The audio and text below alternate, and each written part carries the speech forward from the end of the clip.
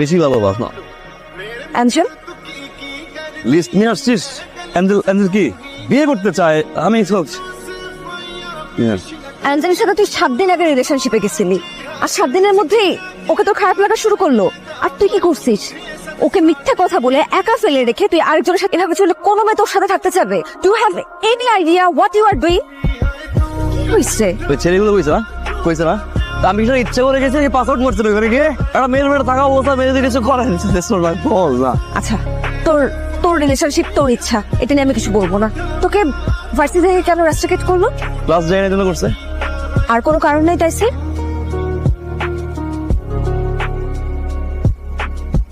আমার কেন লাগে না, পুরো বাঙালি কমিউনিটি জানে তোর কুকীর্তির কথা।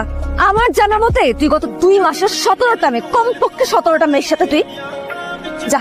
এইটাও বাদ দিলাম, তুই কোথায় জব করতি? 2 মাস আগে তুই যখন আমার সাথে ছিলি তখন তুই কোথায় জব করতি? আর এই 2 মাসে তুই কতবার জব সুইচ করছিস? কমপক্ষে হলো 5 থেকে 6টা কোম্পানি তুই সুইচ করছিস।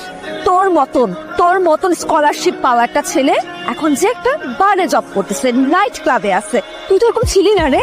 তুই তো সেই ছেলেটা যে সব থেকে ভালো রেজাল্ট নিয়ে আমাদের সাথে তুই অস্ট্রেলিয়াতে আসছিলি। তুই যে জায়গাটা জব করতি সেই জায়গাতে সবাই যাওয়ার জন্য হা করে বসেছিল। You got that. এই তোমাদের কি অবস্থা? তোমার লাগে আমার রিলেশনশিপ গেছে, বিচ মারছে আমার না। এ শালা খালি সুইচ অন করে তোমার বিষয়ে কথা বলতে আসে নাই, তাই তোর সাথে তোর বিষয়ে কথা বলতে আসছি।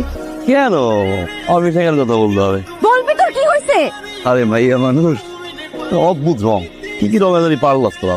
যখন ইভেন মি ছিলাম না, যখন তুই ভালোবাসলাম, জীবন দিয়ে দিলাম না। বিয়ের স্বপ্ন দেখলাম, আম্মুর সাথে কথা বলাইলাম, আব্বুর সাথে কথা বলাইলাম, চাচি মামা তা ব্রাশ করা থেকে শুরু করে কি না করতে পারলো। ভালোবেসে করছি না, ভালোবেসে করছি। তখন আমার রিলেশনশিপের ভিতরে তোর এক্স বয়ফ্রেন্ড তমাল ঢুকতে পারছে। দ্যাট টাইম তমাল ওয়াজ ওকে। কাজ করতে গোল কোস্ট গেছিলাম না, সারপ্রাইজ দিতে আসছিলাম ভোরে, ফ্লাইট থেকে নামার পরে তার মতো একদিন সারপ্রাইজ গুলো খাবার নিয়ে এসছি তোর জন্য। ছেলের জীবন দিয়ে ভালোবাসে, ভোর রাতে তার বাসায় গিয়ে তার রুমে ঢুকে তার গার্লফ্রেন্ডকে এক্স বয়ফ্রেন্ডের সাথে